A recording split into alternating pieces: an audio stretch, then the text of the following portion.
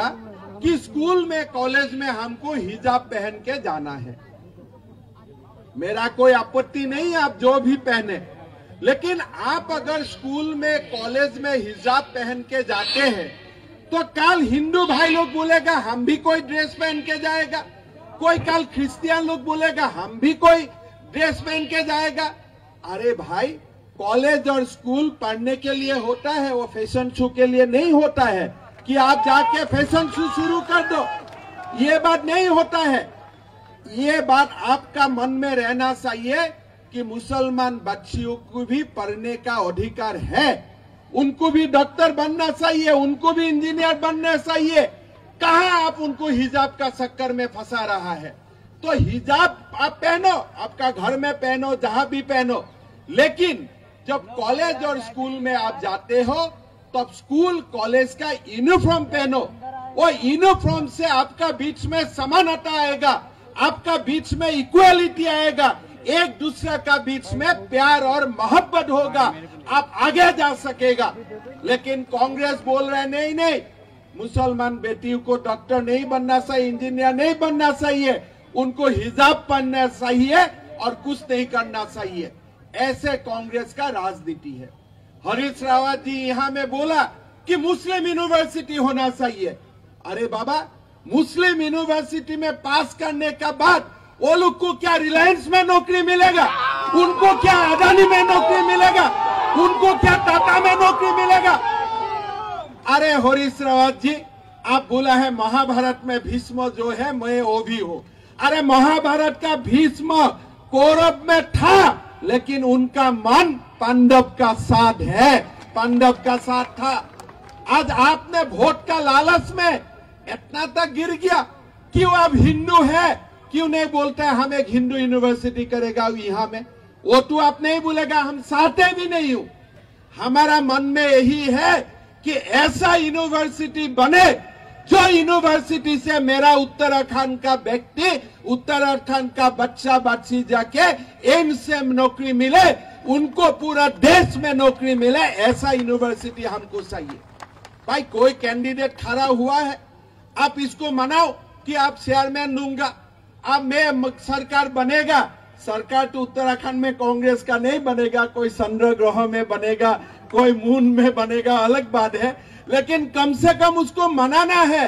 इतना जाके मनाओ कि भाई आपको सरकार आने से अध्यक्ष पद दे दूंगा, उपाध्यक्ष पद दे दूंगा, लेकिन आप जाके बोलता है कि भाई नहीं नहीं, सरकार आने से आपको मैं मुस्लिम यूनिवर्सिटी दे दूंगा।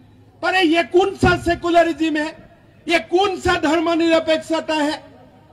तो मेरा असम में सरकार आया, मैंने एक कानून बनाया कि कोई मंदिर का 5 किलोमीटर तक गोमांस का कोई व्यवसाय हो नहीं सकेगा। मैंने कानून बनाया। तो कांग्रेस वाला लोग असेंबली में बोला आप क्यों कानून बनाया, हम इसको विरोध करता है। मैं बोला ज्यादा विरोध मत करो, 10 किलोमीटर कर दूंगा, 5 किलोमीटर को 10 किलोमीटर कर दूंगा। आप देखिए, मुसलमान लोग आपत्ति नहीं करता है, कौन आपत्ति करता है, कांग्रेस का लोग आपत्ति करता है। इसलिए कांग्रेस तुष्टीकरण का राजनीति कांग्रेस का डीएनए बन चुका है। अरे भाई, आप क्या नमाज का दिन में ऑफिस बंद होगा, ये क्या क्या आप क्या बनाना चाहते हैं।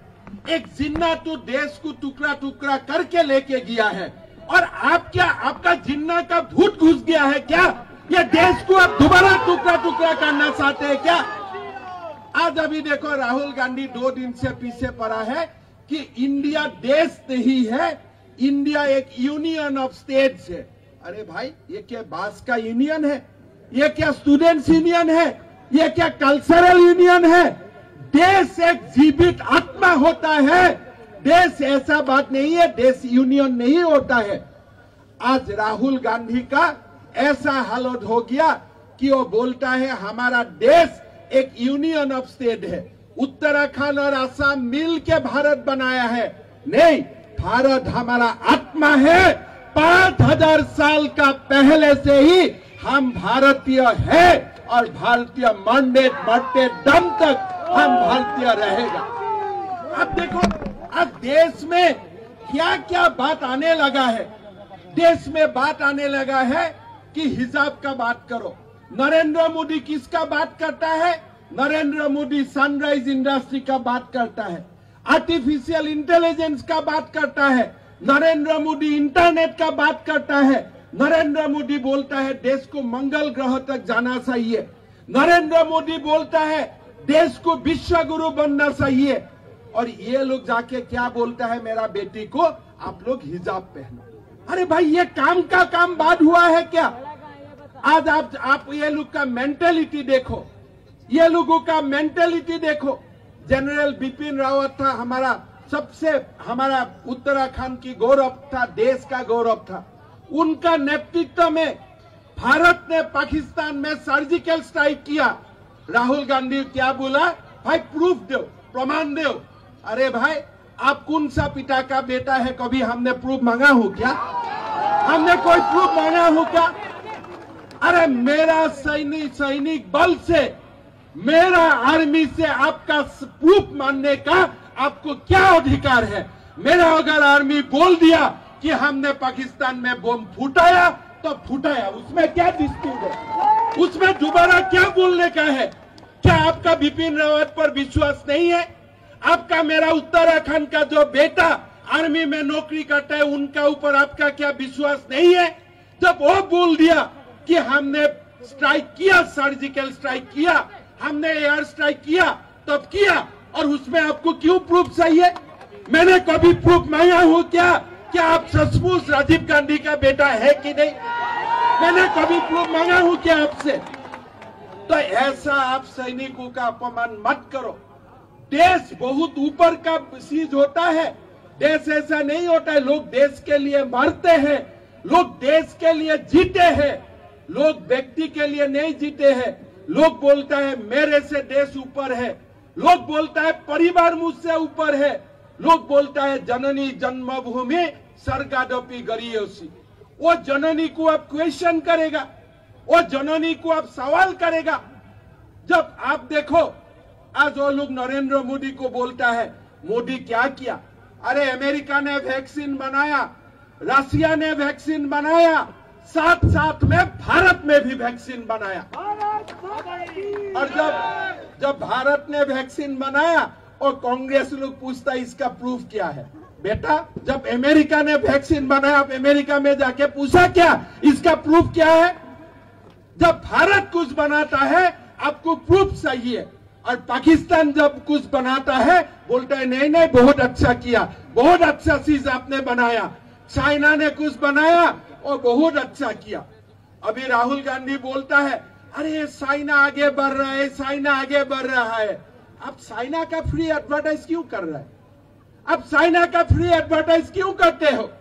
आप बोलो भारत का सेना आगे गया है, ऐसे बोलो तो अब देश में पता चलेगा कि आप भारतीय हो। आज राहुल गांधी हो, हरीश रावत हो, आप एकदम मिस्टेक मत कीजिए। ये लोग कोई भारत के लिए, उत्तर प्रदेश का, उत्तराखंड का कल्याण के लिए नहीं है। ये लोग तुष्टीकरण के लिए है, अपना परिवार के लिए वो लोग जीता है, वो लोग अपना परिवार के लिए मरता है।